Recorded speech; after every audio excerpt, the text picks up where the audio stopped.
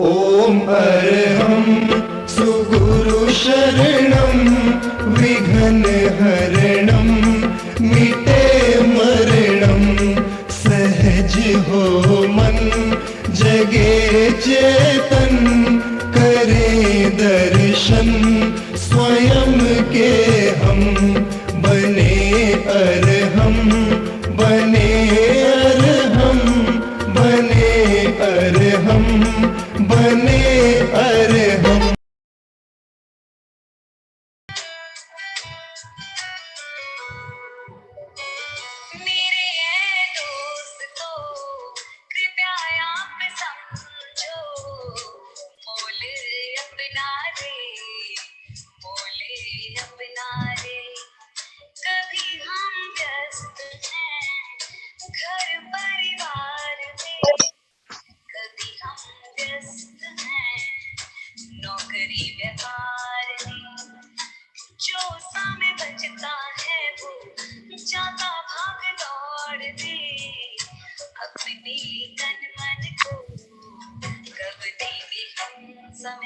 तो आओ अपनाए योगा योगा योगा योगा योगा योगा योगा, आओ मेरे दोस्तों हम अपनाए योगा। सुबह को नहीं तो शाम को होगा, शाम को नहीं तो सुबह को होगा। योगा योगा योगा योगा योगा योगा योगा, आओ मेरे दोस्तों हम अपनाए योगा।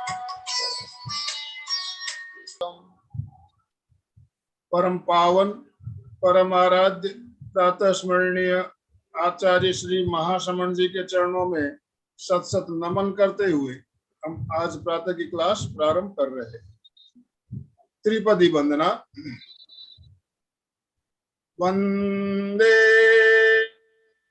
अरहं वंदे गुरु परम वंदे सत्यम।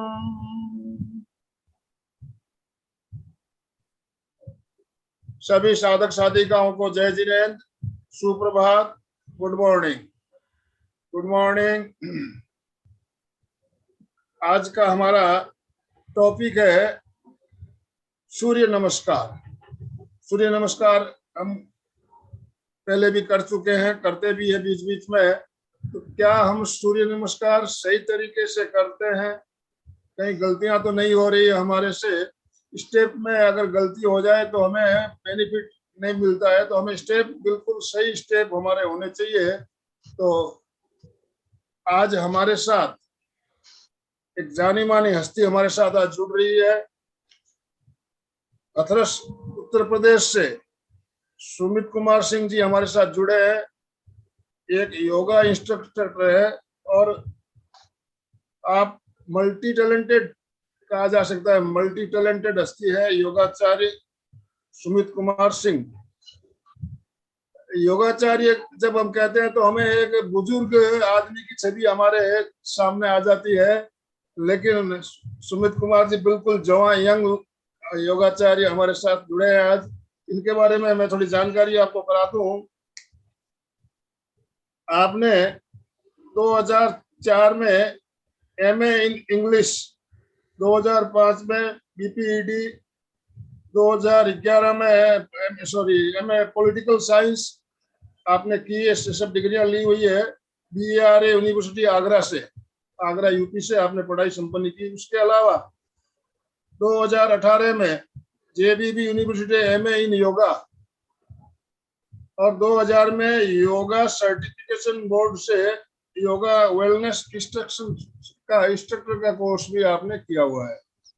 तो योगा के बारे में आप पूरी तरह से जितनी भी पढ़ाई, जितना भी ज्ञान मिलना चाहिए सारा आपने प्राप्त किया है। आयुष डिपार्टमेंट में अभी योगा इंस्ट्रक्टर के रूप में यूपी में आप कार्यरत है और इससे पहले केंद्रीय विद्यालय हथरस और केंद्रीय विद्यालय अलीगढ़ में योगा इंस्ट्रक्टर और कोच के रूप में आप सेवाएं प्रदान कर चुके हैं। डिप्लोमा इन कंप्यूटर DNYS आदि और भी बहुत से आपने डिग्रियां प्राप्त की हुई है, और आप अलग अलग संस्थाओं से जुड़कर योगा को जन जन तक पहुंचाने का काम कर रहे हैं। योगा में रुचि है, गेम्स में भी रुचि रखते हैं।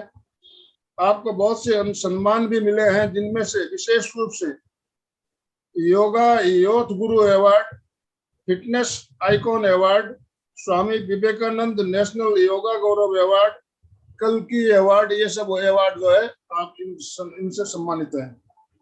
योगा के अलावा नेचुरोपैथी, षटकर्म आदि में भी आपकी रुचि है, और उसका भी आप जन जन तक पहुंचाने का प्रयास कर रहे हैं, सबकी ट्रेनिंग आप दे रहे हैं। तो ऐसी एक मल्टी टैलेंटेड हस्ती आज हमारे साथ जुड़ी हुई है, जिसका हम इनका आज दोनों हाथ ऊपर करते हुए सभी से निवेदन, अपने अपने वीडियो ऑन कर लीजिए और दोनों हाथ ऊपर करते हुए आप उनका स्वागत कीजिए। Welcome welcome welcome. प्रार्थना आप करा चुके हैं। एक छोटा सा मैं श्लोक बोलूंगा, उसके बाद हम लोग शुरू करते हैं। दोनों हाथ जोड़ लें, आंखें बंद कर लें।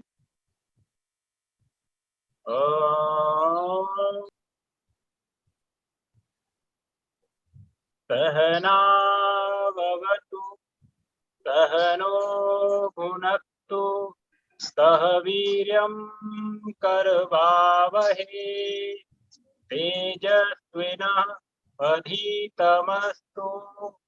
मा विद्विषावहै। ओम शांति शांति शांति। समस्थिति में खड़े हो जाएं। समस्थिति अर्थात समान अवस्था, ऊपर से लेके नीचे तक शरीर की सभी इंद्रियां समान स्थिति में, सभी अंग प्रत्यंग समान स्थिति में, सावधान की मुद्रा में। देखिए, सूर्य नमस्कार का सीधा सा अर्थ है सूर्य को नमस्कार, सूर्य के प्रति अपनी कृतज्ञता प्रकट करना, सूर्य के प्रति जो ऊर्जा वो हमें देता है आभार प्रकट करना। सूर्य का नाम जब भी आता है तो हमें एक ऊर्जा का आभास होता है। ठीक वही है, हम सूर्य देव को, सूर्य भगवान को जो ऊर्जा हमें दे रहे हैं उसके लिए हम धन्यवाद दे रहे हैं, उनको प्रणाम कर रहे हैं। सूर्य नमस्कार का वैसे तो आपको वर्णन वेदों में, ग्रंथों में, शास्त्रों में मिल जाएगा, लेकिन मुख्य रूप से जो सौर ग्रंथ हैं उनमें आपको विशेष रूप से सूर्य नमस्कार का वर्णन अवश्य मिलेगा। भगवत गीता में भी भगवान श्री कृष्ण ने सूर्य की महत्ता बताई है। रामचरितमानस में भी आपको सूर्य नमस्कार की महत्ता का वर्णन मिलेगा। दूसरा, अगर इतिहास की बात करें तो इसका कोई ज्ञात इतिहास आपको लिखित में नहीं मिलेगा कि सूर्य नमस्कार की शुरुआत, स्टार्टिंग कहाँ से हुई। लेकिन सबसे पहले, जैसे अगर हम लिखित की अगर बात करें कि रिटिन में अगर ऐसा क्या है, तो औंध के राजा थे, पंत प्रतिनिधि वो कहलाते थे। तो सबसे पहले जो उनकी पुस्तक है उसमें इसका वर्णन मिलता है, जो कि 40s और 30s 40s की बात है, लगभग 40s के बाद की ये बात है। तो सबसे पहले लिखित में जो पुस्तक है वही पंत प्रतिनिधि जो औंध के जो राजा थे उनका वर्णन हमें मिल जाता है। सूर्य नमस्कार ठीक आदरणीय वैसे ही है जैसे कि किसी घोड़े को बिना किसी सवार के अगर छोड़ दिया जाए तो वो कहाँ जाएगा, किसके पास जाएगा, कौन उसको प्रशिक्षित करेगा, ठीक वही स्थिति है। तो जिसको वो घोड़ा मिला सूर्य नमस्कार रूपी, उसने अपने हिसाब से उसको प्रशिक्षित किया और अपने हिसाब से उसका प्रयोग किया। सबने अपने अपने ढंग से वैज्ञानिक पद्धतियों से उसकी व्याख्या की और लोगों को लाभ पहुंचाया। तो अपने अपने मत हैं सूर्य नमस्कार को लेकर, अपनी अपनी धारणाएं हैं। कुछ लोग कहते हैं ये ठीक है, कुछ लोग कहते हैं ये ठीक है, कुछ लोग कहते हैं ये गलत है। तो उन बातों पर हमें नहीं जाना, हमें केवल अपने जो कसौटी है उस पर उसे खरा कसना है, फिर देखना है ये सही है ये गलत है। मैं भी उन बातों पर नहीं जाऊंगा कि कौन गलत करा रहा है कौन सही करा रहा है। जो मेरी अपनी रिसर्च है मैं उसकी बात करूंगा, और आप ये आभास करेंगे, आपको ये प्रतीत होगा कि जो मेथड हम पहले कर रहे थे और आज जो बताया गया है उसमें थोड़ा सा अंतर है। हम करेंगे ट्रेडिशनल सूर्य नमस्कार की बात, जो आप लोग देखते हैं। नॉर्मली 99% लोग यही करते हैं। तो उसी में थोड़ा सा करेक्शन, थोड़ा सा उसकी एक्सप्लेनेशन, उन्हीं पर हम बात करेंगे और प्रयास करेंगे कि जो भ्रांतियां हैं, जो गलतियां हैं, वो दूर हों और सही सूर्य नमस्कार सही हमें लाभ पहुंचाए। तो सत्र शुरू करते हैं हम लोग। पहले मैं एक बार एक्सप्लेन कर देता हूं सभी स्टेप्स को, फिर आप लोग मेरे साथ साथ एक बार अभ्यास करें।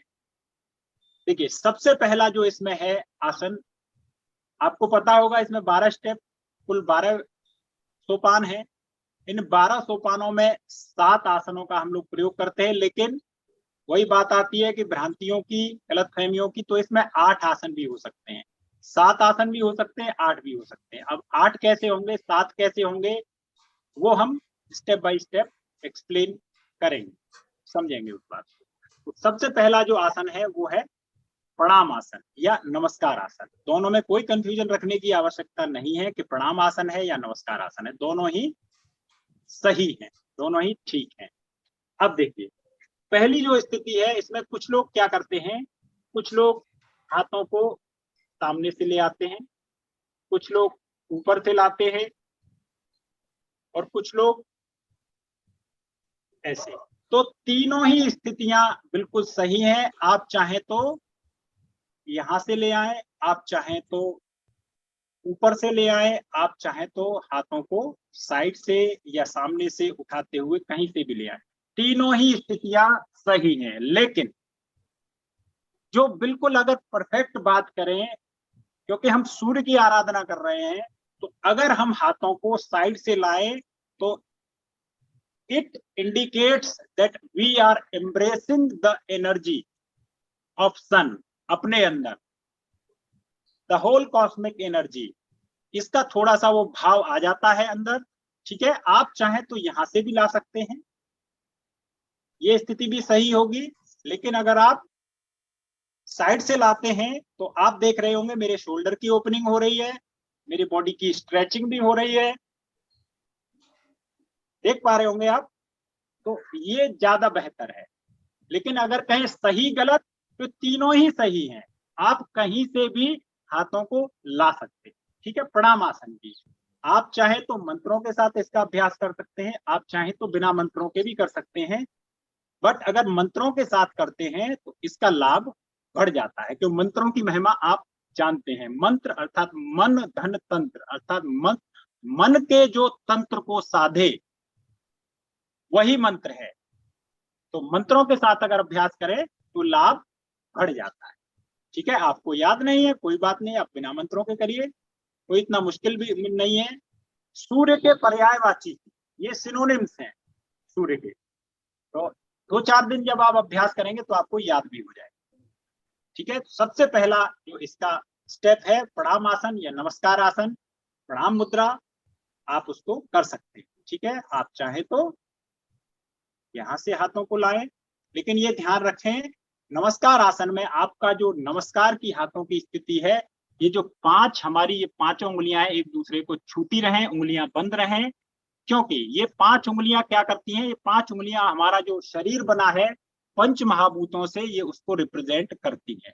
तो ये मिले रहें और हमारा जो अनाहत चक्र है, अनाहत चक्र के पास ये लगे रहें।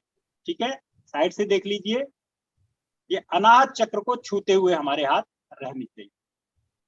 हृदय चक्र भी इसको बोला जाता है या अनाहत चक्र। ठीक है, दूर न रखें। इस तरीके से जब आप करते हैं, आपको पता है एक सामान्य जो सोशल जो कल्चर है, किसी को जब हम नमस्कार करते हैं तो हम क्या दिखाने का प्रयास करते हैं कि हम उसको हृदय से नमस्कार कर रहे हैं। तो इसके लिए जरूरी है आप हाथों को हृदय से लगा कर रखें, तो इसका ये भाव आता है कि हमने हृदय से आपको नमन किया है, आपका वंदन किया है, आपका अभिवादन किया है। ठीक है, चले सबसे पहला स्टेप अभी आप एक बार देख लें, फिर 12 स्टेप का हम लोग अभ्यास करेंगे। पहले मैं एक्सप्लेन कर दूं, तो आप चाहें तो साइड से भी हाथों को ला सकते। स्थिति दोनों तरफ से आप लोग देख लीजिए। कोहनियों को बहुत ज्यादा नीचे ना रखें, बहुत ज्यादा स्ट्रेट ना रखें, इस तरह। ठीक है, इसका जो मंत्र है वो सबसे पहला है ओम मित्राय नमः। जो सभी के मित्र हैं, जो सभी को ऊर्जा देते हैं, समान रूप से देते हैं, उनको नमस्कार है। और हमारा ध्यान कहाँ रहेगा, क्योंकि हमने हाथ कहाँ लगाए हैं, हृदय चक्र पर, तो ध्यान रहेगा अनाहत चक्र पर, हृदय चक्र पर। ठीक है, इसका अगला स्टेप है दूसरा। मैं ऑडिबल हूँ सर? एक बार बीच बीच में हाँ आप हाँ, बता आ रही है, आवाज आ रही है। इसका जो दूसरा स्टेप है वो है हस्तोत्तान आसन। जैसा कि नाम से आप समझ पा रहे होंगे, हस्त धन उत्तान धन आसन, यानी हाथों को उत्तान कर देना, ऊपर की तरफ तान देना, हस्तोत्तान आसन। आसन अर्थात शारीरिक मुद्रा। भाई आसन क्या है? कोई शारीरिक मुद्रा। स्थिर सुखम आसनम, ऐसी स्थिर अवस्था जिसमें सुख प्राप्त हो, स्थिरता प्राप्त हो, सुख प्राप्त हो, वो आसन है। और अगर सुख नहीं है, स्थिरता नहीं है, तो वो आसन नहीं है, वो आसन नहीं है, वो फिर कुछ और ही हो जाता है। उसको आप जूझना कह लो, उसको आप कुश्ती कह लो, कुछ कह लो, लेकिन वो आसन तो बिल्कुल भी नहीं है। अगर आपको कष्ट हो रहा है कुछ भी करने में, अपनी क्षमताओं का जरूर ध्यान रखें। आप, हो सकता है कि कोई व्यक्ति, चलिए इसको एक्सप्लेन कर लेते हैं पहले, अपनी लिमिटेशंस का जरूर ध्यान रखें। तो आप चाहे तो, कुछ लोग मैंने देखा है कि इसमें भी स्टेप को कुछ लोग यहां से करते हैं, कुछ लोग हाथों को ऐसे जोड़कर करते हैं, और कुछ लोग ऐसे करते हैं, कुछ लोग हाथों को ऐसे रखकर करते हैं। सभी स्थितियां ठीक है, लेकिन अब यहां पर समझने का यह थोड़ा सा प्रयास करिएगा। हस्तोत्तानासन में हमारा फोकस कहाँ है? हमारे शोल्डर, हमारे लंग्स, विशुद्धि चक्र, हमारा सर्वाइकल, हमारा एब्डोमिनल एरिया और लोअर बैक। देखिए आसन में जो जो बॉडी पार्ट्स एंगेज हमारे ज्यादा रहते हैं, उन्हीं पर लाभ अधिक होता है। पूरे बॉडी पर होता है, हर आसन से पूरे बॉडी पर कहीं ना कहीं लाभ हमें मिलता है, लेकिन जो पार्ट ज्यादा इन्वॉल्व है किसी आसन में, ज्यादा इफेक्ट उस पार्ट पर पड़ता है। तो अभी मैंने जो आपको समझाए पार्ट, वो ज्यादा इसमें इन्वॉल्व है हस्तोत्तानासन में। अब देखिए, क्योंकि लंग्स हमारे इसमें इन्वॉल्व है, हमारा जो थोरेसिक एरिया है वो इन्वॉल्व है, तो हमें कौन सा स्टेप यहां लेना होगा? आप अगर हाथों को ऐसे जोड़कर करेंगे, इससे क्या होगा? इससे लंग्स का फैलाव नहीं होगा, लंग्स की, हमारे की शोल्डर्स की ओपनिंग नहीं होगी। तो हमें क्या करना है? हमें हाथों को अलग करके इसका अभ्यास करना चाहिए। ठीक है, आप खुद ये महसूस करेंगे। आप लोग ऐसे ही बैठे हैं तो बैठकर, खड़े हैं तो खड़े होकर, एक बार जरा करके देखिए। एक बार तो आप हाथों को जोड़कर करिए, और फिर एक बार हाथों को अलग करके करिए।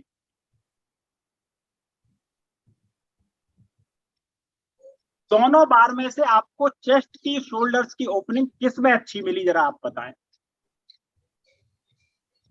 शोल्डर्स की, चेस्ट की ओपनिंग आपको किस स्टेप में अच्छी मिली?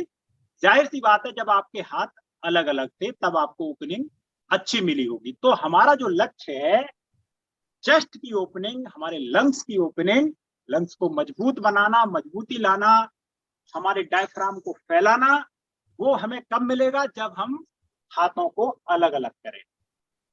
ठीक है, यही देखिए थोड़ा सा अंतर आ जाता है, समझ, है ना? वहां हम लोग ध्यान नहीं दे पाते कि हमारा लक्ष्य क्या है, कौन सा पार्ट है। ध्यान इसमें हमारा रहेगा विशुद्धि चक्र पर, क्योंकि इसमें ये हमारा नेक एरिया पूरी तरह इन्वॉल्व है। ठीक है, चलो, और इसका जो मंत्र है ओम रवये नमः, यानी रवि ये भी पर्यायवाची है सूर्य का। ठीक है, अब देखिए दूसरे स्टेप में एक और चीज का ध्यान रखना है। कुछ लोग उंगलियां बंद रखते हैं, लेकिन मैं आपसे ये कहूंगा कि आप उंगलियां खोल कर रखें। क्यों? एक बार आप फिर से वही ट्राई करिए, एक बार उंगलियां बंद करके, एक बार उंगलियां खोल कर। तो जब आप उंगलियां खोल देंगे तो आपकी रीच पीछे की तरफ थोड़ी सी इंक्रीज हो जाएगी, बढ़ जाएगी। ठीक है, चेस्ट की ओपनिंग भी थोड़ी सी बढ़ जाएगी। एक बार फिर से आप अभ्यास करके देखें। बैठे हैं तो बैठे हुए, खड़े होकर खड़े होकर, चलिए। आपने एक बार किया उंगलियां बंद करके,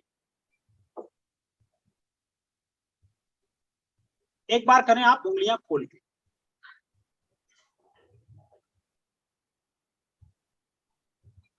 तो दोनों में आप ये अंतर पाएंगे कि आपने जब उंगलियों को खोला तो आपकी ओपनिंग थोड़ी सी बढ़ी, ये आप महसूस करेंगे। ठीक है, सेकंड स्टेप। इसका जो थर्ड स्टेप है वो है हस्तपादासन या पाद हस्तासन, दोनों एक ही बात है।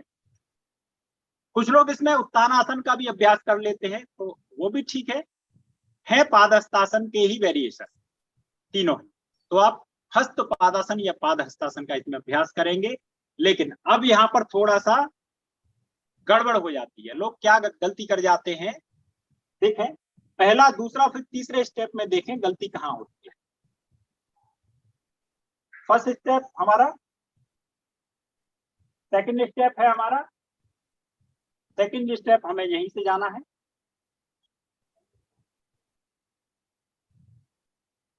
अब हम क्या करते हैं, यहाँ पर देखिए गलती देखिएगा, हम क्या करते हैं जब जाते हैं तो हम कमर को मोड़ने लग जाते हैं।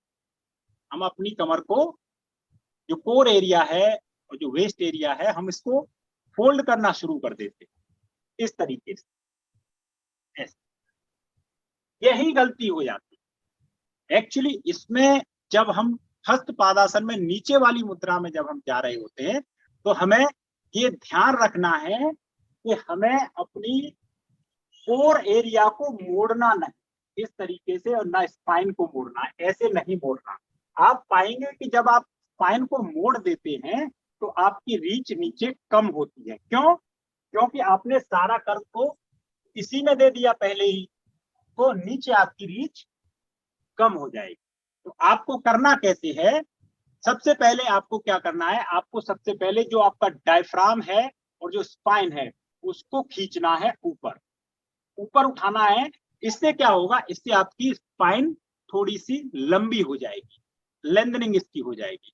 तो मैं वही कहने का प्रयास कर रहा हूं कि आपको, you don't have to fold your spine, you have to lengthen your spine. Getting my point? हमें रीढ़ को लंबा करना है, न कि मोड़ना। देखें, और ये कैसे होगी, जब आप डायफ्राम को ऊपर खींचते हुए स्पाइन को लंबा करेंगे तो आप सीधे नीचे जाएंगे। देखें, ये है लंबा करना, तो आपकी जाहिर सी बात है कि आपकी रीच बढ़ेगी। ठीक है, लेकिन अगर आप मोड़ेंगे तो आपकी रीच कम होगी। इस तरीके से जब मोड़ना शुरू करेंगे तो आपकी रीच कम हो जाएगी। ये स्टेप का आप जरूर ध्यान रखें। हस्त पादासन में हमें स्पाइन की लेंथनिंग करनी है, हमको लंबा करना है उसको, न कि मोड़ना।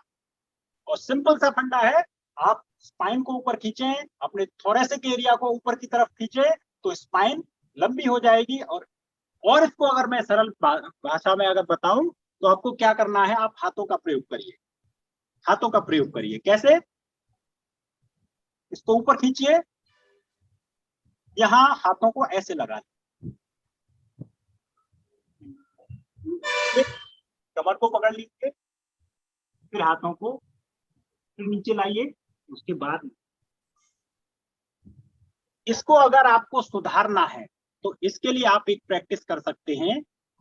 पैरों में आप लगभग 2 इंच की दूरी रख लें या कंधों के बराबर भी रख सकते हैं। आप इसको ऐसे पकड़ लें और तरीका वही है, ऊपर खींचते हुए चले जाना है और हल्के हल्के हमें ये अभ्यास करना इस तरीके से। ऐसे आपकी रीच इंक्रीज हो, आपकी रीच बढ़ेगी। ठीक है, तो ये हो गया आपका हस्तपादासन। ठीक है, इसका जो मंत्र है वो है ओम सूर्याय नमः। ठीक है, सूर्यदेव। और क्योंकि जब हम नीचे जाते हैं और हमारा सबसे ज्यादा, देखिए कौन से चक्र पर हमें ध्यान लगाना है, जिस एरिया पर हमें सबसे ज्यादा अफेक्ट लगे उसी चक्र पर हमें ध्यान केंद्रित करना है। तो जब हम नीचे जाते हैं तो सबसे ज्यादा हमारा जो ध्यान जाता है वो जाता है स्वादिष्ठान चक्र पर। तो हमारा ध्यान यहाँ रहेगा स्वादिष्ठान चक्र पर, यानी जो आपका मूलाधार है और मणिपुर चक्र है, मणिपुर चक्र से 2 अंगुल नीचे, और जो आपका मूलाधार है यानी कि जो आपका एनएस है, एनएस से 2 अंगुल ऊपर आपका मूलाधार, मूलाधार और मणिपुर के बीच में स्वादिष्ठान चक्र। ठीक है, ये ध्यान रखें। हस्तपादा। अगला जो स्टेप है सर, ये थोड़ा सा लंबा होगा क्योंकि मैं थोड़ा सा डिटेल में एक्सप्लेन कर रहा हूँ। Is that okay? जी, हाँ, समय का अगर कुछ ऐसा पाबंदी हो मैं तो आप 7:30 तक है हमारे पास, तो 4-5 मिनट हम ले सकते हैं, ज्यादा लंबा नहीं चलना है हमें, 7:30 तक समय है। मैं थोड़ा सा और इसको शॉर्ट करता हूँ। जी, अगला जो स्टेप है वहां भी अक्सर गलतियां हमसे हो जाती। देखिए, तीसरा जो हमारा स्टेप था, वहां से हम लोग क्या करते हैं कि कुछ लोग कहते हैं कि साहब उल्टा पैर पहले ले जाओ, कुछ लोग कहते हैं कि साहब सीधा पैर ले जाओ। तो आपको इन चीजों पे नहीं जाना है। आपको सबसे पहले ये ध्यान देना है कि आप किस पैर से कंफर्टेबल हैं। लेफ्ट और राइट जैसा कुछ नहीं है, सिर्फ आपको ये ध्यान रखना है कि आप किस पैर से कंफर्टेबल हैं।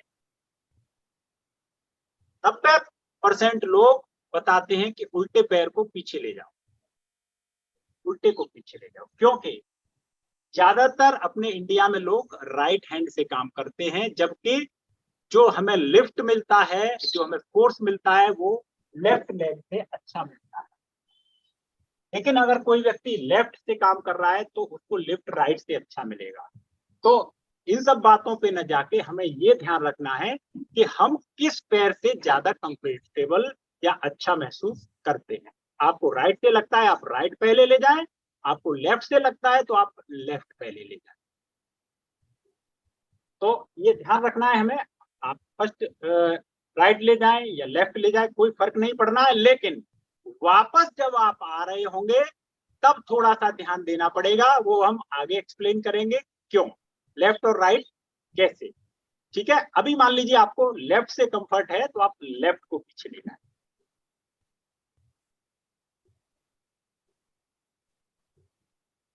सिर को उठाना है ऊपर, सामने की तरफ नजर, और पैर से उठाते हुए हमें पीछे ले जाना है। अब क्योंकि आसन है हमारा अश्व संचालन, तो कुछ लोग घुटने को टिकाकर पैर को खड़ा रखते हैं, कुछ लोग पंजे को, पैर को फ्लैट करते हैं। दोनों में अंतर क्या है? और कुछ लोग घुटने को ऐसे आगे निकालते हैं। अब देखिएगा यहाँ पर गलतियां और करेक्शन, क्योंकि अश्व संचालन है, चालन है, तो चालन का अर्थ है खड़ा पैर। लेकिन आप ये देखेंगे कि जब आप पैर को ऐसे या ऐसे रखते हैं तो यहाँ जो हैमस्ट्रिंग और काफ मसल्स पर जो स्ट्रेचिंग है वो हमें कम मिलती है। लेकिन वहीं जब हम पैर को फ्लैट कर देते हैं तो आप ये पाएंगे कि हमारे हैमस्ट्रिंग पर स्ट्रेचिंग बढ़ गई।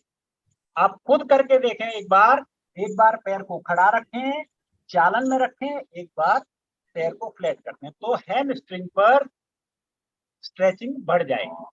ठीक है, तो आप अगर पैर पीछे रखते हैं तो अच्छी स्ट्रेचिंग आपको मिलेगी।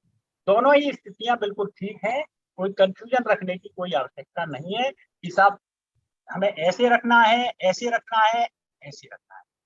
ठीक है, दूसरी गलती, घुटना। घुटने को जब आप आगे निकाल देंगे तो इससे क्या होगा, आपने लीवर पढ़े होंगे उत्तोलक, साइंस में उत्तोलक, तो इसमें 3 एलिमेंट काम करते हैं, फलक्रम, वेट और फोर्स। इस समय ये फलक्रम है और फोर्स क्या है, आपने फोर्स के जरिए इसको आगे कर दिया तो फोर्स आगे की तरफ चला गया। आपको ये पता होगा बल यानी कि फोर्स का ये स्वभाव होता है, इसको जहां रास्ता मिलता है ये उधर ही भागने का प्रयास करता है। तो जब आप घुटने को आगे कर देंगे तो फोर्स आगे की तरफ चला जाएगा, you will get lesser stretching at the lower back area. ठीक है, आपको इसको सीधे खड़ी स्थिति में रखना है 90 अंश के कोण पर, 90 डिग्री पर। तो इससे क्या होगा, इससे यहाँ लोअर बैक पर, हैमस्ट्रिंग पर और आपके काफ मसल्स पर स्ट्रेचिंग बढ़ जाएगी। ठीक है, इसको आपको सीधा रखना है। ध्यान रखे कि इसको आगे ना निकालें, ये गलत हो जाता है। इसको सीधा रखें इस तरह। और हाथों का कुछ लोग इतना, कुछ लोग आगे, कुछ लोग पीछे, ये भी गलत है। हाथों को पैर के बिल्कुल पैरेलल रखें, बराबर रखिए। ये देखें आप, मेरे दोनों हाथ और पैर बिल्कुल एक सीट में है। कुछ लोग जबरदस्ती सिर को ऐसे उठाने का प्रयास करते हैं।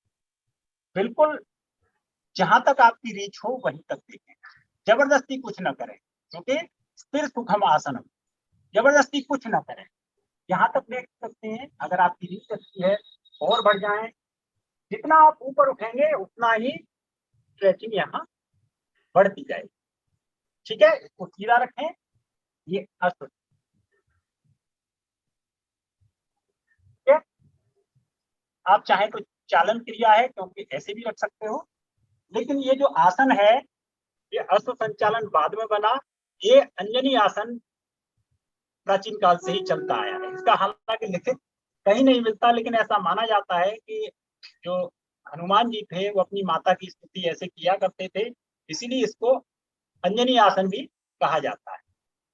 ठीक है, तो आप इसको अश्व संचालन कहें, अंजनी आसन कहें, दोनों ही ठीक है। ठीक है, तो ये क्लियर है आपका। ये स्थिति आपको रखनी है। आप ये भी रख सकते हैं, ऐसे भी रख सकते हैं, ऐसे भी रख सकते हैं। ठीक है, कुल मिलाकर जो लाभ है, जो उद्देश्य है, वो हमारा सफल होना चाहिए। ठीक है, इससे जो अगला है, यहाँ भी अक्सर गलतियां होती हैं। नेक्स्ट जो आसन है वो, इसको कुछ लोग यहाँ पर क्या पर्वतासन यूज कर लेते हैं, कुछ लोग यहाँ पर दंडासन यूज करते हैं, कुछ लोग यहाँ पर अधोमुख श्वानासन यूज करते हैं। तो मैंने शुरुआत में ही कहा था, इसमें 7 आसन भी हो सकते हैं, इसमें 8 आसन भी हो सकते हैं। परंपरागत रूप से 7 आसन इसमें होते हैं, क्योंकि अक्सर लोग जो जाते समय करते हैं वही आते समय करते हैं। कुछ लोग जाते समय दंडासन, कुछ लोग आते समय पर्वतासन या अधोमुख श्वानासन का प्रयोग कर लेते हैं। तो तीनों ही आसन आप कर सकते हैं। ऐसा कुछ नहीं है कि दंडासन ही करना है, पर्वतासन ही करना है या अधोमुख श्वानासन। तीनों में से कोई सा आसन आप कर सकते हैं, जाते समय भी, आते समय। लेकिन अगर आप 2 डिफरेंट आसनों का यूज करते हैं तो जाहिर सी बात है लाभ आपका बढ़ जाएगा, क्योंकि 2 आसन आपने किए। तो आप जाते समय दंडासन कर लें, आते समय पर्वतासन या अधोमुख श्वानासन कर लें, तो उससे एक आसन बढ़ जाएगा। तो जाहिर सी बात है लाभ बढ़ जाएगा। तो ये आपकी इच्छा है, आप तीनों में से कोई सा आसन यूज कर सकते हैं। जो ट्रेडिशनल है उसमें लोग ज्यादातर दंडासन जाते समय और आते समय पर्वतासन का यूज करते हैं। ठीक है, तो आप अश्व संचालन से थे, मान लीजिए आपने राइट से किया है या आपने लेफ्ट से किया है, तो इसके बाद आप चाहें तो दंडासन। अब ये ध्यान रखें, जब दंडासन करें तो लोग क्या करते हैं, इस तरीके से कमर उठा लेंगे, इस तरीके से झुका देंगे कमर को। ये गलत है। दंड का अर्थ है सीधा। दंड का अर्थ क्या है? सीधा, बिल्कुल। तो आपको बिल्कुल सीधा रखना है और नजर बहुत ज्यादा ऊपर ऐसे नहीं उठानी, ऐसे सामने की। ठीक है, ना बिल्कुल नीचे ना बिल्कुल ऊपर, आप लगभग स्थिति। इसको ना ऐसे करें ना ऐसे करें, बिल्कुल सीधा रखें, दंड की तरह, दंड की तरह इसको रखें। ये कुछ कुछ चतुरंग दंडासन जैसा है, क्योंकि 4 अंग इसमें शामिल है, तो चतुरंग हो गया। ठीक है, आप चाहें तो इसमें पर्वतासन का रूप ले सकते हैं, पर्वतासन कर सकते हैं। और अगर डीप चले जाएंगे तो अधोमुख श्वानासन। तीनों ही स्थितियां सही हैं। ठीक है, अब देखिए, अब यहाँ पर सबसे ज्यादा आपका ध्यान कहाँ जा रहा है? कहाँ जा रहा है आपका ध्यान? आप देखेंगे इसमें सबसे ज्यादा हमारा जो ध्यान जा रहा है वो जा रहा है विशुद्धि चक्र पर। विशुद्धि चक्र पर हमारा जो ध्यान जा रहा है, तो इसीलिए ध्यान कहाँ रहेगा हमारा? विशुद्धि चक्र पर, गले पर। ठीक है, ओम खगाय नमः इसका मंत्र है। ठीक है, यहाँ पर यहाँ पर आप जो भी आसन आपने किया है, ठीक है, ये ध्यान रखें। अब पर्वतासन अगर आपने किया है तो ये ध्यान रखें ठीक पर्वत की स्थिति बने, ऐसा ना हो कि आप अधोमुख स्वानासन, अगर अधोमुख स्वानासन कर रहे हैं तो आप सिर को मैक्सिमम नीचे ले जाए। ठीक है, दंडासन कर रहे हैं तो दंडासन अर्थात दंड अर्थात सीधा। ठीक है, इसके जो नेक्स्ट स्टेप है वो है आपका अष्टांग नमस्कार। अब अष्टांग नमस्कार आपको नाम से ही प्रतीत हो रहा होगा, अष्ट अंग नमस्कार यानी 8 अंग से नमस्कार। तो इसमें लोग क्या करते हैं, बिल्कुल ऐसे लेट जाते हैं, तो ये बिल्कुल आसन बदल जाता है, बिल्कुल ही गलत हो गया ये तो अष्ट अंग यानी 8 अंग। 8 अंग कौन कौन से? 2 आपके पैर, 2 घुटने, कमर ऊपर रहेगी, 2 हाथ, आपकी ठुड्डी या माथा या फिर और एक आपकी चेस्ट, ये 8 अंग हो गए। ठीक है, फिर से देखें, 2 पैर, 2 घुटने, 2 हाथ, आपका वक्ष और आपका माथा या ठीक है, एल्बोज को अंदर रखना है, चेस्ट के बराबर रखना है। ठीक है, आगे या पीछे नहीं रखना। ठीक है, ये स्थिति रहेगी। एल्बोज को अंदर रखें, बाहर की तरफ ना करें, क्योंकि इससे फोर्स बाहर की तरफ डिस्ट्रीब्यूट हो जाएगा। ठीक है, ये अष्टांग नमस्कार। ठीक है, ध्यान आपका मणिपुर चक्र पर। अब इससे अगला स्टेप है भुजंगासन, स्नेक पोज। अब यहाँ पर गलती ये होती है कि आपने अगर सर्प को देखा हो, सांप को देखा हो, जब वो फन अपना उठाता है तो वो कभी भी ऐसे बिल्कुल सीधा नहीं होता, इसमें थोड़ा सा कर्व रहता है। ठीक है, तो वो कर्व हमें रखना है। गलती कहाँ होती है और सही कैसे, जरा एक बार गौर करें।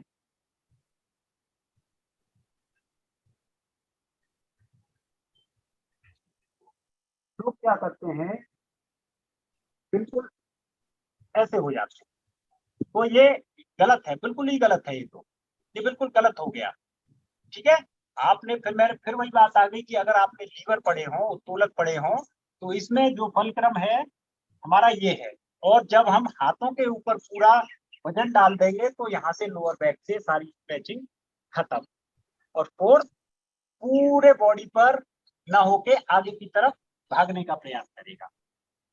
इस तरीके ये गलत हो जाएगा। तो आपको क्या करना है, एल्बोज को हल्का सा बेंड करना है, पन्नियों को सीधा करते हुए और इनहेल करते हुए, श्वास को अंदर भरते हुए आपको कमर तक का हिस्सा ऊपर उठाना है, कमर से पीछे का भाग जमीन पर रहेगा। ठीक है, और इनहेल करते हुए ये गलत हो जाता है, ऐसे आपको ऐसे, और ये जबरदस्ती ना करें कि ज्यादा से ज्यादा पीछे जाने का प्रयास करें, बिल्कुल नहीं, जितना आपसे हो रहा है वहीं तक करें। ठीक है, एल्बोज को अंदर रखें, बाहर करेंगे तो फिर वही फोर्स वाली बात, इसको अंदर रखें, बहुत ज्यादा ऊपर देखने की प्रयास ना करें, जहां तक आपसे हो पाए वहीं तक देखें बस। ठीक है, इससे अगला जो स्टेप है वो फिर यहाँ से रिपीटेशन होना शुरू हो जाएगा।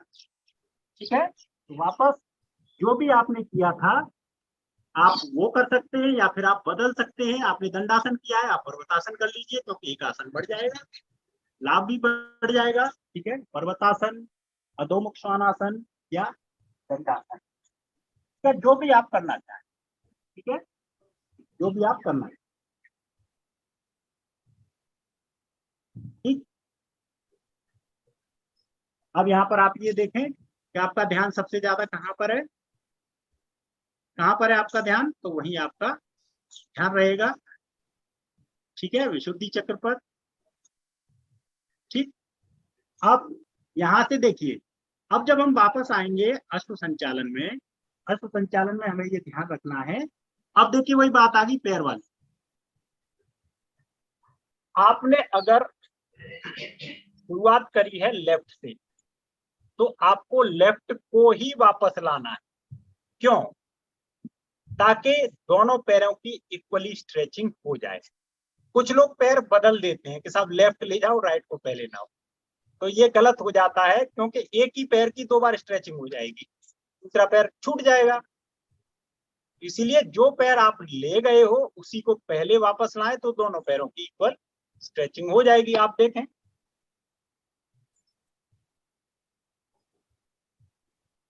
मान लीजिए मैं पहले लेफ्ट ले गया था, तो मुझे लेफ्ट को ही पहले वापस लाना होगा, क्योंकि पहले मैंने लेफ्ट से पीछे स्ट्रेचिंग करी थी, अब किसकी स्ट्रेचिंग हो रही है?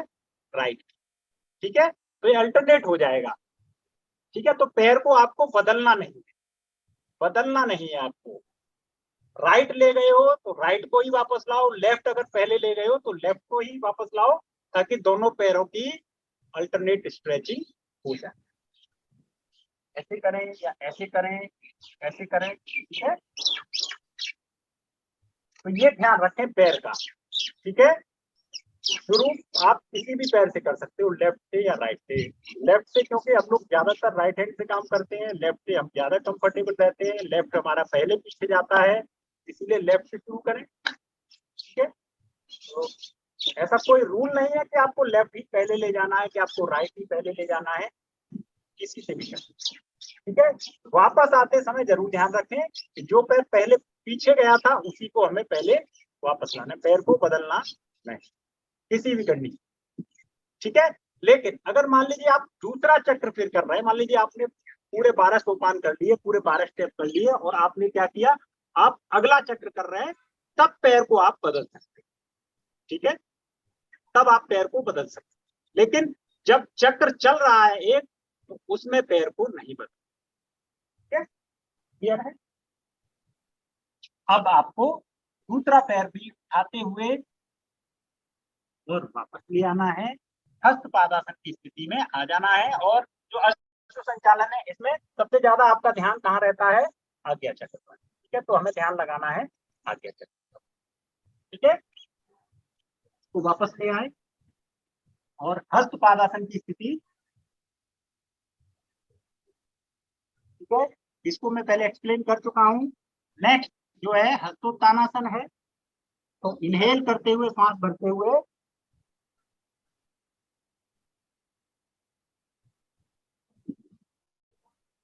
सांस जो स्टेप है, आप झुककर भी कर सकते हो, आप बिना झुके भी कर सकते हो। अगर और थोड़ा अभिवादन को आप डिसेंट, थोड़ा सा और भाव लाना चाहते हो, तो आप झुककर एक बार गुरुदेव को नमस्कार कर सकते हैं। ठीक है, तो ये थोड़ा सा मैंने एक्सप्लेन किया था, आशा करता हूं आप लोगों के समझ में आया होगा, कुछ कंसेप्ट क्लियर हुआ होगा। एक बार आप लोग अभ्यास करें इसका, सभी लोग।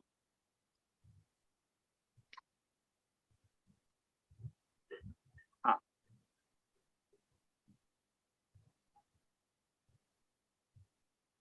सम स्थिति में पहले प्लीज प्लीज सभी लोग पहले सीधे खड़े हो जाए। मैं काउंट दे दूंगा, तो आप काउंट के हिसाब से चलिएगा। मैं नाम भी बताता जाऊंगा, मंत्र भी बोलता जाऊंगा। सम स्थिति अर्थात सावधान की स्थिति। सबसे पहले नमस्कार आसन, ओम मित्राय नमः। हस्तोत्तानासन, ओम रवये नमः। ध्यान विशुद्धि चक्र पर। हस्तपादासन, हस्तपादासन की स्थिति, एक्सेल करते हुए नीचे जाइए, मैक्सिमम स्पाइन को लंबा करिए। ओम सूर्याय नमः। स्वादिष्ठान चक्र पर अपना ध्यान, मूलाधार से चक्र से ऊपर होता है ये। नेक्स्ट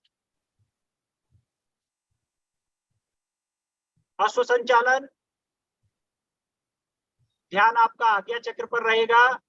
ओम भानवे नमः। अभी दूसरा पैर भी पीछे ले जाइए और दंडासन या अधोमुख श्वानासन या पर्वतासन, कोई सा भी एक आसन करें। दंडासन में रीढ़ को सीधा रखें, पर्वतासन में पर्वत की स्थिति, अधोमुख श्वानासन में गर्दन को अधिक से अधिक नीचे ले जाना है और ध्यान आपका रहेगा विशुद्धि चक्र पर। नेक्स्ट जाएं, अगले स्टेप में जाएं। अगर पर्वतासन है, दंडासन है, जो भी आसन आपने किया है वहां से आपको कहाँ जाना है, अष्टांग नमस्कार में। अष्टांग नमस्कार में चले जाएं और ध्यान रखें आपका जो कोर एरिया है, आपके जो हिप्स का एरिया है वो उठा रहे जमीन से। आपके केवल 2 पैर, 2 घुटने, 2 हाथ, आपका वक्ष और आपका चिन्ह या आपका फोरहेड जमीन को छुएगा केवल। ओम पूषणे नमः। और आपका ध्यान रहेगा मणिपुर चक्र पर, आपकी नाभि से थोड़ा सा 2 अंगुल, ठीक है, हटाकर चले। नेक्स्ट, दोनों हाथों को स्थिर रखते हुए श्वास भरते हुए उठें। केवल कमर तक का हिस्सा आपको ऊपर उठाना है भुजंगासन में। और ध्यान रहे कोहनियां हल्की सी आपकी मुड़ी रहे, हल्की सी कोहनियां मुड़ी रहे तो आप पाएंगे कि आपके लोअर बैक पर अधिक स्ट्रेस आ रहा है, अधिक स्ट्रेचिंग आपको मिल रही है। ओम हिरण्यगर्भाय नमः। आपका ध्यान स्वादिष्ठान चक्र पर, स्वादिष्ठान चक्र पर, ठीक है। अब वापस एक्सेल करते हुए और जो भी आपने किया था पर्वतासन, दंडासन या अधोमुख श्वानासन, इन तीनों को रिपीट कर सकते हैं, नहीं तो आप दूसरा भी कर सकते हो इन तीनों में से।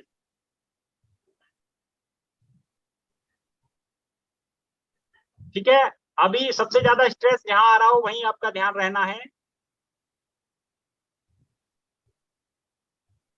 अभी एक पैर को जो भी आप ले गए थे पहले, उसी पैर को उठाकर वापस लाना है अश्व संचालन में या अंजनी आसन में।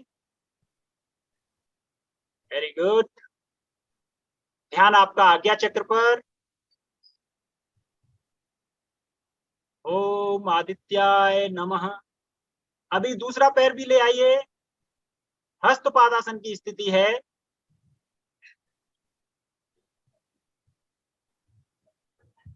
स्वादिष्ठान चक्र पर आपका ध्यान, हाँ सॉरी, विशुद्धि चक्र पर।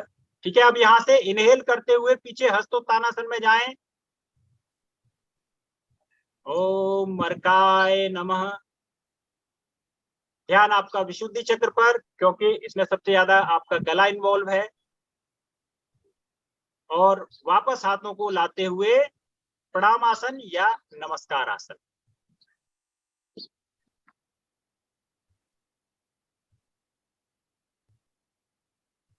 तो ये आपके ये स्टेप थे, आपको ध्यान रखना है जो भी मैंने बताया, और किसी के कहने पर मत जाइए, आप उसको अपनी ज्ञान की कसौटी पर पहले कसिए। आप ये खुद पाएंगे मैं सही कर रही हूँ, मैं गलत कर रही हूँ, या मैं सही कर रहा हूँ या मैं गलत कर रहा हूँ। ठीक है, आप खुद देखेंगे जब आप पैरों को पीछे ले जाएंगे तो आप देखेंगे स्ट्रेचिंग मुझे कम मिल रही है, कब स्ट्रेचिंग मेरी कम हो गई। ठीक है, तो एक बार मैं पूरा सीक्वेंस में अभ्यास करता हूं आप लोगों के साथ, आप लोग मेरे साथ साथ एक बार अभ्यास कर लें। ठीक है, ताकि और क्लियर ये थोड़ा सा हो जाए।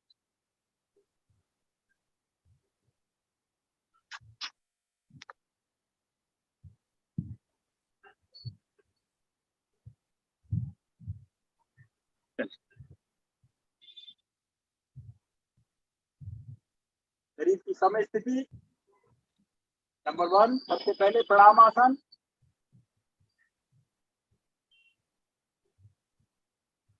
नंबर 2 हस्तोत्तानासन।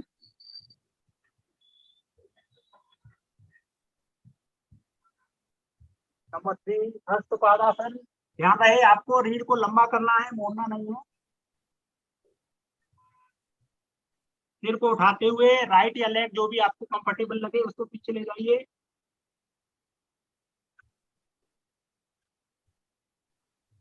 देखिए, पैर को अगर आपने खड़ा रखा है तो चालन क्रिया है, ठीक है, लेकिन अगर आप पंजे को पीछे कर देते हैं तो आप पाएंगे कि हैमस्ट्रिंग पर स्ट्रेचिंग बढ़ गई। ठीक है, नजर सामने। अभी नेक्स्ट स्टेप है आपका अश्व संचालन के बाद है आपका पर्वतासन या दंडासन या फिर जो भी आप करना चाहें। अधोमुख श्वानासन, तीनों में से कोई एक। दंडासन है तो सीधे रहे, बिल्कुल सीधे रहे। पर्वतासन है तो बिल्कुल ठीक पर्वत जैसी स्थिति, फिर आपकी भुजाओं के बीच में, बाजुओं के बीच में। और अगर अधोमुख श्वानासन है तो थोड़ा सा डीप चले जाए। ठीक है, कोई सा भी आप कर सकते हैं। नेक्स्ट आपका है अष्टांग नमस्कार। बाजुओं को, हाथों को आप कंधों के बराबर रखें, 2 पैर 2 घुटने, वक्त आपका 2 हाथ और आपका चिन या फोरहेड जमीन पर। ठीक है, अब पंजों को पीछे खोलते हुए, इनहेल करते हुए भुजंगासन। ध्यान रहे आपकी कोहनियां हल्की सी मुड़ी रहे, उतना ही उठे जितना उठ सकते हैं, कमर तक का हिस्सा केवल। से अगला स्टेप या तो पर्वतासन या दंडासन या अधोमुख श्वानासन, जो भी आप करना चाहें।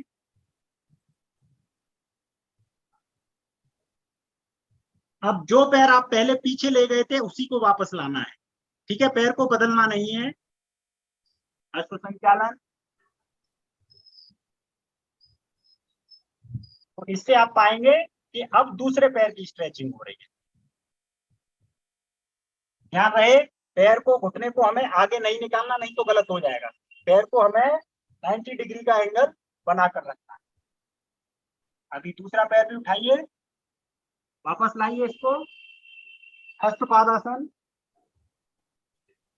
और इनहेल करते हुए पीछे जाना है हस्तोत्थानासन में।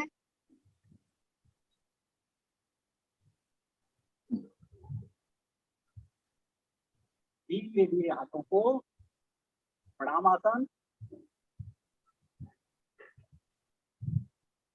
ये आपका सूर्य नमस्कार के टोटल 12 स्टेप हैं। तो मैं आशा करता हूं कि कुछ आपकी जो दुविधाएं थी, शंकाएं थी, भ्रम था, उसे मैं दूर करने में थोड़ा बहुत सफल हुआ हूँगा। आगे मैं आमंत्रित करूंगा हमारे आदरणीय संचालक महोदय को। बहुत बहुत सुंदर तरीके से आपने एक एक आसन के बारे में पूरी जानकारी देते हुए बताया। 1 या 2 पॉइंट जो मैं क्लियर करना चाहता हूँ, कृपया आप ध्यानपूर्वक सुने। प्रणाम आसन, जो आप पहला आसन जो हमारा होता है प्रणाम आसन, उसमें हाथ की अंगुलियां और इस तरह से अंगूठा मिले हुए रहते हैं या 90 डिग्री का एंगल रहता है। इस चीज में मैंने एक कहीं पढ़ा था, इस तरह से अगर हम 90 डिग्री का एंगल रखते हैं तो हमारे बाजुओं में स्ट्रेस ज्यादा आता है। तो इस बात को आप करके देखिए, इस तरह से हाथ रहने चाहिए या अंगूठे में, अंगुलियों में 90 डिग्री का एंगल रखना चाहिए। इस बात को थोड़ा क्लियर करेंगे आप? जी बिल्कुल। देखिए आदरणीय, मैंने शुरू में ये कहा था, आप इसको मतलब अन्यथा न लें, कि देखिए सबका अपना अपना थोड़ा सा एक मत रहता है, क्योंकि हमारी 5 उंगलियां पंच महाभूतों को रिप्रेजेंट करती हैं, अग्नि, वायु, आकाश, पृथ्वी और जल। तो ये 5 उंगलियां यदि हमारी मिली रहे और ये 5 का संगम अगर हमारे हृदय चक्र से हो जाए, अनाहत चक्र से हो जाए, तो हमारा अनाहत चक्र भी जागृत होगा, हमारा हृदय भी शांत होगा, पंच महाभूत हमारे समस्थिति में आएंगे। मेरा ऐसा मानना है। तो अगर आप कह रहे हैं तो बिल्कुल मैं मानूंगा कि हो सकता है, हाँ बिल्कुल स्ट्रेचिंग बढ़ जाएगी। अगर आप जो बता रहे हैं 90 डिग्री का, बिल्कुल मैं सहमत हूँ जी। अलग अलग जो हमारे प्रशिक्षक आते हैं, अलग अलग बात बताती है। आपको जो अच्छा लगे, जिसमें आपको अच्छा लगे, आप उसको कीजिए। आपका कहने का तात्पर्य ये। बिल्कुल। दूसरा, जब हम योग आसन करने के लिए खड़े होते हैं तो हमें योगा मैट के आगे खड़ा होना चाहिए या बीच में या पीछे? देखिए, जो भी आदरणीय ऐसा आसन है जिसमें हमें पीछे की तरफ कोई मूवमेंट करना है, यानी मूवमेंट पीछे की तरफ अगर जा रहा है, तो हमें योगा मैट के बिल्कुल किनारे पर खड़े हो जाना चाहिए, ताकि पीछे का स्टेप मैट पर आए। कोई भी ऐसा आसन जिसे हम बैठकर या खड़े होकर एक ही स्थान पर करने वाले हैं, तो योगा मैट के आप बीच में रहें। कोई भी ऐसा अगर आसन है जिसमें आगे की तरफ स्टेप जाना है, तो हमें योगा मैट के बिल्कुल लास्ट में कॉर्नर पे खड़ा होना चाहिए। मेरा ऐसा मानना। बहुत बढ़िया। तो सूर्य नमस्कार हम पीछे जाते हैं तो हमें आगे खड़े होना चाहिए। बिल्कुल बिल्कुल बिल्कुल ठीक है। अभी मैं सबके ऑप्शन दे रहा हूँ, अनम्यूट ऑप्शन दे रहा हूँ। अपने आप को आप एक एक करके अनम्यूट कीजिए। कोई जिज्ञासा हो, कोई चीज समझ में नहीं आई हो तो आप पूछ सकते हैं। और आपको करने के बाद आपने आसन किए, साथ साथ में आपका अनुभव भी। हमारे साथ सुमन जी पवार भी जुड़ी हुई है, योगा ट्रेनर है आप। सुचिता जी है, कुसुम जी है, रमेश जी, मनोज जी। अपने आप को एक एक करके अनम्यूट कीजिए। सुमन जी ने अपने आप को पहले अनम्यूट किया। सुमन जी बोलिए। ओम सर, ओम आराम। ओम आराम। सभी को प्रणाम। सर, आपने बोला अश्व संचलन में घुटने को मतलब आगे नहीं निकालना है। हाँ, हेलो सर, आवाज आ रही है? आ रही आवाज। सर, घुटने को आगे नहीं निकालना बोला है, तो उस स्थिति में तो घुटना थोड़ा सा आगे आता है ना, अश्व संचलन जब हम करते हैं तो।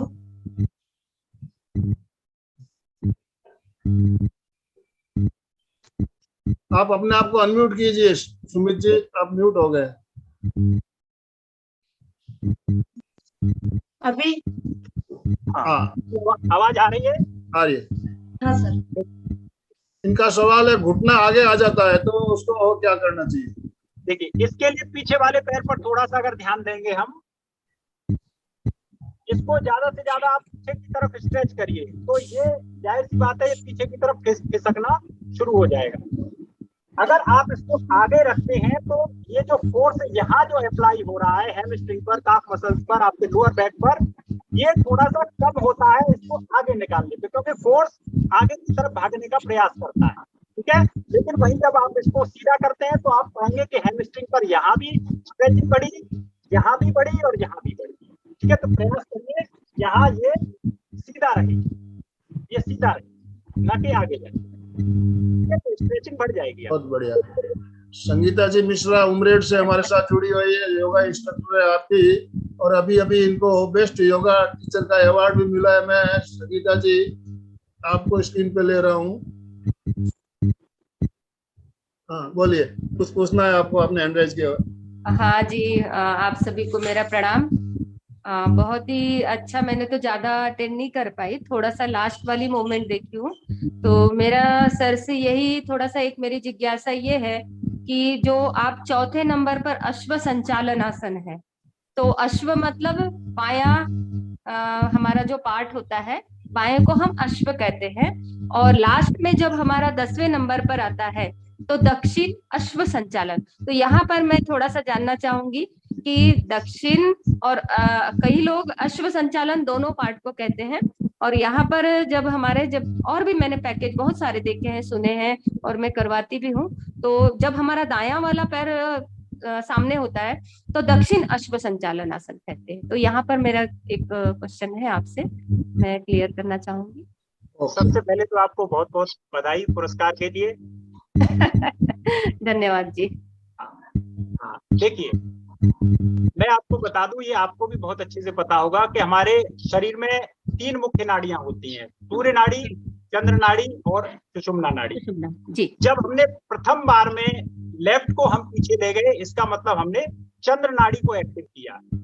लेकिन वापस आते समय जब हम पैर को अगर बदल देंगे, यानी कि सूर्य नाड़ी को कर देंगे, तो इससे क्या होगा, एक ही पैर की 2 बार स्ट्रेच, यानी चंद्र नाड़ी पर ही 2 बार काम हो जाएगा। तो यानी कि इम्बैलेंस होगा। चंद्र का स्वभाव क्योंकि शीतल होता है, तो शरीर पर शीतकारी प्रभाव पड़ना शुरू हो जाएंगे। लेकिन जब हम उसी पैर को वापस लाएंगे तो दोनों, यानी सूर्य और चंद्र नाड़ी दोनों पर वर्क होगा, यानी कि सुषुम्ना नाड़ी सम स्थिति में रहेगी, समान अवस्था में रहेगी, वो जागृत होगी और ब्रह्म रंध्र तक वो एक्टिव होती चली जाएगी। मेरा ऐसा मानना है। बाकी आप जो कह रहे हैं बिल्कुल सही है आपका कहना। सर, वो मेरा क्वेश्चन नहीं था। क्वेश्चन मेरा अश्व वाम संचालनासन और दक्षिण अश्व संचालनासन। तो दक्षिण बोलना जरूरी है जब हमारा ये आता है, लेफ्ट पैर सामने जब आता है और राइट पैर हमारा सामने, हम लेफ्ट पैर ही चौथे नंबर पर लेकर जाते हैं और वहीं पर वो बिल्कुल परफेक्ट है। तो दक्षिण बोलना जरूरी है या नहीं है, बस। हाँ बिल्कुल, ये आप पर डिपेंड करता है। आप अगर बोल देंगे तो ये जिनको क्लियर होगा उनको और अच्छा लगेगा कि हाँ, वाम मतलब बायां जी, वाम अंग है या कौन सा अंग है। तो ये बहुत अच्छा रहेगा अगर आप उस शब्द को जोड़ देते हैं। हाँ, वाम अश्व संचालनासन चौथे नंबर पर और 10वें नंबर पर दक्षिण अश्व संचालन। मेरा यूट्यूब पर भी है सूर्य नमस्कार का चैनल, इसी पर आप देख लीजिएगा। क्योंकि उसमें मैंने बहुत इसी बढ़िया। तरह से एक्सप्लेन किया है। जी बिल्कुल, जी, धन्यवाद सर। स्वागत। जी। धन्यवाद। सुचेता जी, जय जिनेंद्र सर। हाँ बोलिए, आ रही है आपकी आवाज। हाँ, नहीं, संगीता जी बोल रहे थे इसीलिए मैं रुक गई थी। अष्टांग आसन में हमें फोrehead नीचे रखना चाहिए, उठा के रखना चाहिए। आदरणीय, आपकी आवाज नहीं आ रही, थोड़ा जोर सुचेता से जी, बोलिए। आपकी आवाज नहीं आई। अष्टांग आसन में हमें फोrehead को उठा के रखना चाहिए या छोड़ के रखना चाहिए? हस्त संचालन में सिर को कैसे रखना है? हाँ, फोrehead को। शुद्धि। हाँ, देखिए, हस्त संचालन में अक्सर लोग क्या करते हैं, प्रयास करते हैं मैक्सिमम ऊपर की तरफ सिर को करने का। जहां आप सहज हैं, जैसा कि आसन की परिभाषा आप सभी को पता है, स्थिर सुखम आसन। तो जहां आप सहज हैं, आप वहां रखें, ठीक है। लेकिन जब जैसे जैसे आप अभ्यास करते जाएंगे तो ये रीच बढ़ती जाएगी अपने आप, ये रीच अपने आप इंक्रीज होगी। तो जबरदस्ती ना करें, वो फिर आसन नहीं है, जबरदस्ती करते हैं। नहीं सर, जय जिनेंद्र। जय जिनेंद्र, बोलिए सुचेता जी। सुमित भैया, बहुत सुंदर तरीके से जो त्रुटि थी, हमें करते तो हम सूर्य नमस्कार है, लेकिन थोड़ी थोड़ी जो गलतियां रहती है उसका बहुत अच्छी तरह से आपने एक्सप्लेन किया। बहुत बहुत धन्यवाद, बहुत सुंदर। रमेश जी सर, देखिए हमारे साथ रमेश जी जुड़े हुए हैं, मैं उनको स्क्रीन पे ले रहा हूँ। डॉक्टर जी। रमेश जी, ध्यानदार शानदार एमपी की क्लास का हमारे दादा को प्रणाम, हमारे सुमित दादा को प्रणाम। प्रणाम आपको, आप सबसे बुजुर्ग है, हमारे लिए प्रणाम तो हम आपको करते हैं सर। जी। और हमारे सुमित दादा ने बहुत सारी नई चीजें बताए हैं कि हम जब स्ट्रेचिंग करते हैं तो उस टाइम आगे झुकने के लिए पहले हमको डायफ्राम ऊपर करने का है, स्पाइन सीधा करने का है। ये बहुत अच्छी चीज बताया है। और उसके बाद में हमारी संगीता दीदी ने जो बोला था कि दक्षिण अश्व संचालासन और वाम अश्व संचालासन, ये दो वर्ड बोलने के लिए अच्छे लगते हैं, यानी राइट पैर पहले सामने रखने का, बाद में फिर लेफ्ट पैर पीछे करने का है। तो और हमारे सुमित दादा ने जो बताया वो भी अच्छा एक्सप्लेनेशन लगता है कि हमारा चंद्र नाड़ी और सूर्य नाड़ी दोनों के ऊपर इफेक्ट होता है। और उसके बाद तीसरा प्रश्न था दादा कि हम जब साष्टांग नमस्कारासन करते हैं उसके पहले आपने 3 नाम बोले हैं, तो 3 में से 2 मेरे को समझ गए हैं कि एक दंडासन बोला है आपने और दूसरा एक बोला है और 3 बोला है आपने, तो वो 3 कौन से है? पर्वतासन, हाँ, पर्वतासन है।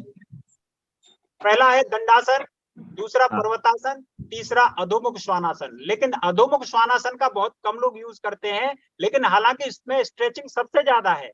हाँ, सबसे ज्यादा स्ट्रेचिंग है। हाँ, वो नाम बराबर सुनाई नहीं दिया था। अधोमुख अधोमुख क्या? श्वानासन। कुत्ते को आपने देखा है? कुत्ते को? हाँ, अधोमुख श्वानासन बराबर। कुत्ता जब सोकर उठता है तो जो वो क्रिया करता है, ठीक वही क्रिया है, उसी से बना है अधोमुख श्वानासन। बराबर, बहुत अच्छा। हाँ, तीसरा प्रश्न ये था दादा कि आपकी जैसी स्ट्रेचिंग के लिए क्या ऐसा खान पान में कुछ बदल करना पड़ता है कि आपका स्ट्रेचिंग बहुत अच्छा है, फ्लेक्सिबिलिटी बहुत अच्छी है? ये थोड़ा पर्सनल क्वेश्चन है, लेकिन पूछना इसलिए अच्छा लगता है कि हमको भी लगता है कि आपके जैसी फ्लेक्सिबिलिटी आना चाहिए, हमारी संगीता दीदी जैसी फ्लेक्सिबिलिटी आना चाहिए। कभी भी अपने मन से, अपने चित्त से समझौता मत करिए। आपको जो अच्छा लगे आप खाइए। कोई कहता है ये मत खाओ वो मत खाओ, आपको जो अच्छा लगे वो खाओ। बस योगाभ्यास करते रहिए, फ्लेक्सिबिलिटी अपने आप अच्छी हो जाएगी। जी, ठीक है, धन्यवाद। ओम आराम, बहुत ही अच्छा। और किसी को कुछ कहना हो तो आप अपने आप को अनम्यूट कर सकते हैं। मनोज जी, जय जिनेंद्र सर, जय जिनेंद्र। बोलिए। हाँ, कुसुम जी सुमित सर बिहार ने से। बहुत अच्छा समझाया, लेकिन मेरे को तो खांसी सर्दी उठा हुआ था तो मैं पूरा कर ही नहीं पाई और उतना ध्यान से समझ नहीं आई। बहुत उल्टी आने लगती है बीच बीच में, तो समझ नहीं पाई। अब तो मैं समझ लूंगी, लेकिन इतना ज्ञान दिया है आपने। हाँ कुसुम जी, इनका वीडियो बहुत शानदार वीडियो, एक एक स्टेप पहले बताया था, आपने बाद में ज्वाइन किया है, तो आप पूरा वीडियो देखिए इनका। हाँ, पूरा वीडियो देखिए, पूरी आपको क्लियर हो जाएगी, एक एक पॉइंट क्लियर हो जाएगा। एक एक पॉइंट को पहले उन्होंने क्लियर करवाने के बाद में इन्होंने आसन कराए, तो आप पूरा वीडियो देखिएगा। हाँ, मेरा एक क्वेश्चन तो इन्होंने पूछ लिया था, जो भैया भी पूछ रहे थे, लेकिन अभी मेरे को कुछ पूछना है कि मेरे घुटनों में नी रिप्लेसमेंट हुआ है, तो उसमें मैं ये सब आसन तो कर नहीं पाती हूँ, ये देखिए, ये करना नहीं ना चाहिए आपकी मेरे शरीर को। की क्षमता अनुसार, हम जब आसन करने के लिए बोलते हैं तो पहले बोलते हैं आप अपने शरीर की क्षमता नहीं, अनुसार करें। हाँ, जो खड़े आसन होने आपसे वाला होता है हो उसी को जाता है। करें। जरूरी नहीं है पूरे आसन आपको करना है, आपको तकलीफ हो सकती है उससे, तो आपके हाँ, शरीर के इसीलिए उठने की प्रॉब्लम है तो आप सूर्य नमस्कार, उठने बैठने वाले जो भी प्रयोग जिसमें है आपको तकलीफ बढ़ती है वैसे आसन ना करें आप। जो आपको आसन, और बहुत सारे आसन है, सूर्य नमस्कार पूरा ही करना ऐसा कोई जरूरी नहीं होता है। तो आप घुटनों के लिए हम स्पेशल हमने प्रोग्राम लिया हुआ है, घुटनों के लिए हमें कौन से आसन करने चाहिए उसका वीडियो भी हमारे चैनल पे अवेलेबल है, आप उसको देखिए। चेयर पे भी बताया था एक बार सूर्य नमस्कार। हाँ वो भी मैंने नहीं देखा है, चेयर वाला तो मुझे पूछना था। हाँ, उसका वीडियो भी है। सूर्य वीडियो नमस्कार है, अपनी ग्रुप कुर्सी पे पे है। बैठ कर कैसे करें, बुजुर्ग लोगों के लिए बहुत बढ़िया प्रयोग हुआ था, बहुत ही अच्छा हुआ था। कुर्सी पे बैठकर सूर्य नमस्कार। सुचिता जी, हमको बुजुर्ग वो लोगों वीडियो के लिए। भेज दीजिएगा, वो वीडियो हमको भेज दीजिएगा। ओके, मनोज जी बोलिए। जय जिनेन्द्र सर, आज का सेशन बहुत अच्छा रहा, बहुत अच्छी जानकारी सूर्य नमस्कार के बारे में। तो लेकिन पर्वतासन में सर माथा नीचे टेकाने का जमीन के ऊपर। पर्वतासन में एक चीज, पर्वतासन में एड़ियां टिकी हुई होनी चाहिए या एड़ियां उठी हुई चाहिए। इस बात को थोड़ा, जब आप पर्वतासन करते हो तो पीछे से आपके जो एड़ियां हैं वो जमीन पे सटी हुई होनी चाहिए, ताकि उससे आपको स्ट्रेच आएगा, नहीं तो नहीं आएगा। हाँ बिल्कुल एड़ियां उठा के बिल्कुल। नहीं रखना है। देखिए मैं थोड़ा सा बता दूं कि अगर आप नए योगाभ्यासी हैं तो आप एड़ियों को, घुटनों को हल्का सा मोड़ के रख सकते हैं। नए अगर अभ्यासी हैं आप तो आप इस तरीके से करिए, कुछ दिन इस तरीके से करिए, अभ्यास होता जाएगा तो ये स्थिति पे आप आ जाओगे। लेकिन ध्यान रहे, पर्वतासन में आपको सिर को नीचे या ऊपर नहीं रखना है, भुजाओं के बीच में रखना है, ठीक पर्वत की स्थिति, ठीक है। और एड़ियां आपकी ये जमीन पर ही रहें, ठीक है। शुरू में आप हल्के से घुटने मोड़कर ऐसे अभ्यास कर सकते हैं, लेकिन बाद में इनको आप सीधा कर दें। बहुत बढ़िया।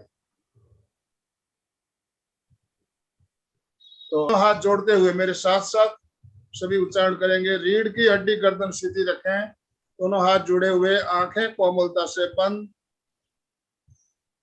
मैं चैतन्यमय हूँ, मैं आनंदमय हूँ, मैं शक्तिमय हूँ। मेरे भीतर अनंत चैतन्य का, अनंत आनंद का, अनंत शक्ति का सागर लहरा रहा। इसका साक्षात्कार करना ही मेरे जीवन का परम लक्ष्य है। मंगल भावना। हमारा आज का दिन मंगलमय हो, आनंदमय हो, शांतिमय हो, इतनी शुभ भावनाओं के साथ। ओम शांति शांति शांति। कृतज्ञोस्मि, हम सब गुरुदेव के आभारी हैं। कृतज्ञोस्मि, हम सब गुरुदेव के आभारी। कृतज्ञोस्मि, हम सब आपके बहुत बहुत आभारी है। आपने अपने अमूल्य समय में से समय निकाल कर हमारा मार्गदर्शन किया, इसके लिए एमपी के फिटनेस क्लासेस और कल्याणम योग केंद्र की तरफ से आपका बहुत बहुत धन्यवाद, बहुत बहुत आभार। जो भी भाई बहन हमारे साथ जुड़े सभी का बहुत बहुत धन्यवाद, बहुत बहुत